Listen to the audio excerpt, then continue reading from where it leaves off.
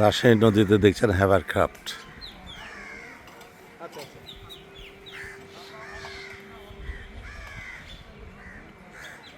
পানি অনেক বেড়ে গেছে, এখানে হয়তো পানিই থাকতো না, এই জন্য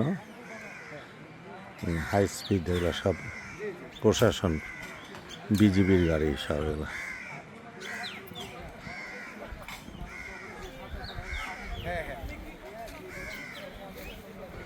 ওদিকে প্রচুর স্রোত, ওখানে গাড়ি রাখতে পারবে না, মানে নৌকা রাখতে পারবে না।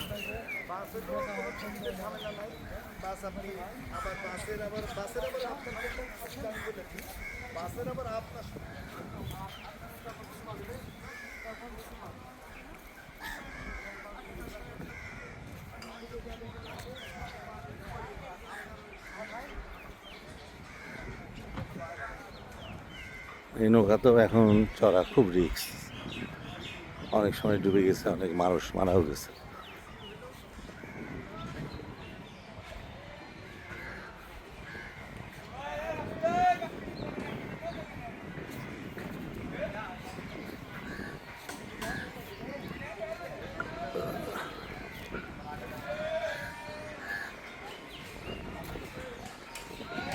পরিবেশ খুব সুন্দর।